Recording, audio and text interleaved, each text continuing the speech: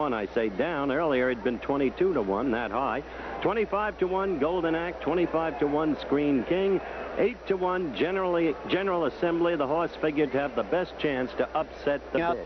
To join the rest of them on the race course. Spectacular Bid does not carry jockey Ronnie Franklin. Now Ronnie is just up on the horse now, ready to go. The 19-year-old from Dundalk, Maryland, the biggest day of his life, certainly after the Kentucky Derby, and in his mind, I'm sure at least equal to it because of the hometown flavor that we have here today. The official attendance, 72,000 and some. That's something of a disappointment. The overnight rain had a lot to do with it, I'm sure. Right now, the sunshine we had when we came on the air is slowly disappearing, and there's a big black cloud, as I indicated at the beginning, coming in over the first turn. So far, however, not even a sprinkle of rain. It looks like they will probably at least get the race in under the same track conditions that they have now. Angel Cordero going out on Screen King. General Assembly, number 5, with that saddlecloth number, will be the last on the racetrack for the post parade. On the horse is the pacer, Flying Pacer, the jockey, the veteran Don Pierce, who still believes in the horse. The trainer, Gordon Campbell, the owner, Ben Redder. The number 2 horse is everybody's choice. Spectacular Bid, the Kentucky Derby winner. 19-year-old Ronnie Franklin in the irons. And, of course, the trainer is Grover Delp. The number 3 horse is Golden Act, the winner of the Arkansas and Louisiana Derbies. 3rd place finisher in the Kentucky Derby. The Canadian rider, Sandy Hawley up, and a good one, I might add.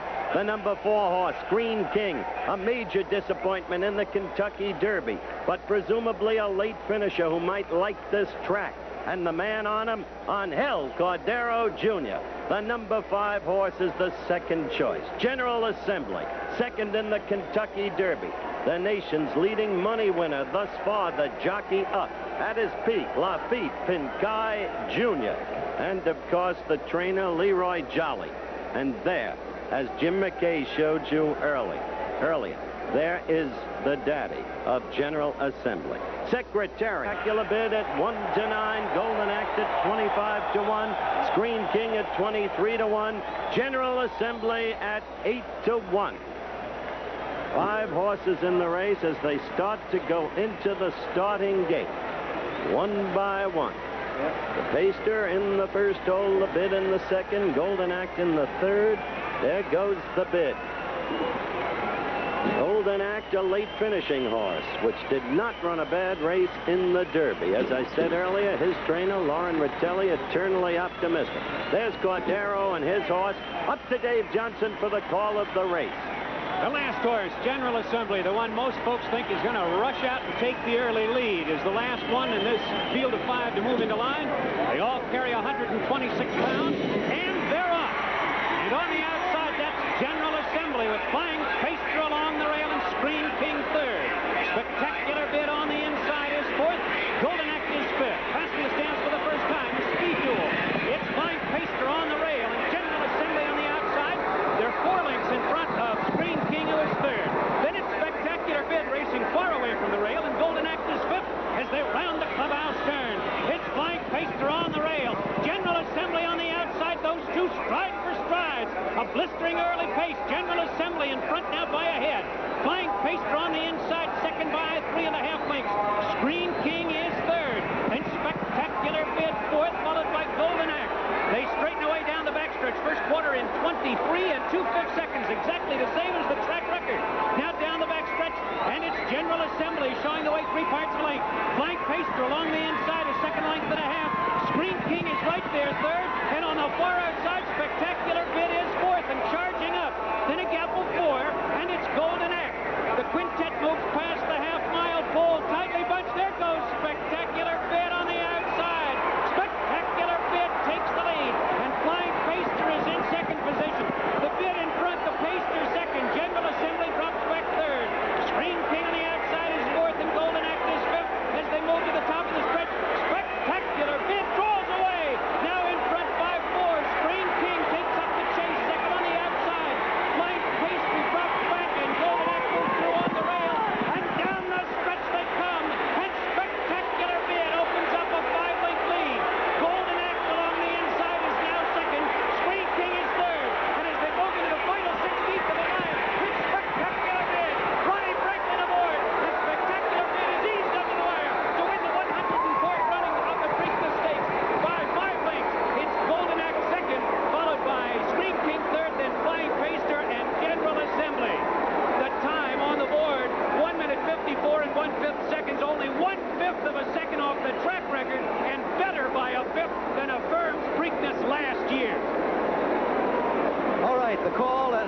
Handsomely done, as always, by Dave Johnson. Spectacular Bid has won the second leg of the Triple Crown. As Dave indicated, that is a very fast time, just off the race and track record set by Canyonero II some years ago. It is, in fact, the second fastest Preakness time since then.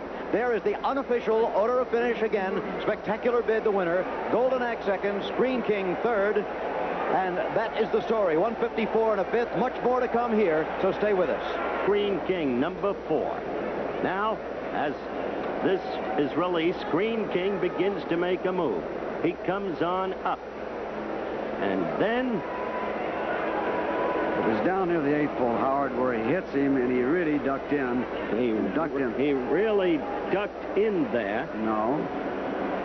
Here's... No, I do not think this is where it happened. I think you'll see further down the stretch. Further down the stretch. Yes, indeed. Right there, the Bid is off by himself. He was right here. Now, watch this. See him duck in. See, Screen King he really lugged into Golden Axe and then out. And so that's the inquiry. Let me quickly tell you that no winner has ever been taken down in the Preakness. And at the same time, as Spectacular Bid comes in, you see him on the screen. The winner of the Preakness Stakes, a simply marvelous performance. Franklin up, Grover, Buddy Delp right ahead of him. There's been no change up till now in the board. That may be premature. Bid, 220 win, 220 for the place, and Golden Axe, 560 for the place. We also have Grover, Buddy Delp with us. General Assembly folded today. He finished dead last. Buddy, they're going to break in a second. I thought everything was great. Around the first turn, Cordero's horse came out in the middle of the racetrack and threw some dirt back in my colt's face, but that didn't seem to bother. Just made him a little bit mad. There, a little bump, but no problem there. As soon as they straightened out down the back stretch, this race was history. I'm just happy that we could bring it to Baltimore. What's happening there, Ronnie? Well, he's in good stride right here, and we're going to get right outside of Screen King just to make sure we got it. So he brought his horse way out right now, and I'm surprised at him because that's not really good sportsmanship. He did take his horse way out down the backside. He took him clear out to the outside fence, and to me, that's not really good sportsmanship. So you felt Cordero was out to make trouble for you? No, I'm not going to say that. I'm not, I don't want to start no trouble or nothing. He's a nice guy and everything, and he's just doing his job. But in the race before the big race, I noticed you were both in it and utilized the foul claim against him, didn't you? Well, I thought he might have tapped me a couple times at the head of the stretch, but it wasn't enough for the stewards to take. Okay, back to the Preakness now. Here you are now making he's making his move, Ronnie. Right. I asked him just a little bit. I tapped him on the shoulder, and I'm pushing them down in there. They want to mess with me, I'll get them back. So he's just got the job done right here, and he goes on and sprints clear. So it was a breeze, a cakewalk. Yes, sir, it sure was. But not without his problems. No problems. What was it you told me before the race? He's the best. Where are the rest? He is the best. Where are the rest?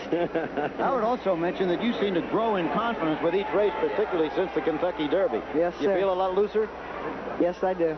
I wasn't feeling no pressure today. Well, here you are in your own hometown, breezing to victory in the Preakness Stakes. All those dreams you've been having have come true. Yes, sir, they sure did. So now there's one more to look forward to, Ronnie, and that, of course, the third and perhaps most difficult leg of the Triple Crown at 1.5 miles, the Belmont Stakes. But I think apparently you've got the mount to do it. Yes, sir, I do. He's the best horse. He's going to get the job done, and we're confident. In the meantime, as I turn to Buddy Delp with Spectacular Bid in replay, breezing to the victory. They've called you boastful, they've called you swaggering, but everything has held up. Well, they haven't called me Howard Cosell yet. Spectacular Bid, 560 for Golden Axe. There was no show betting. As for the money, $235,000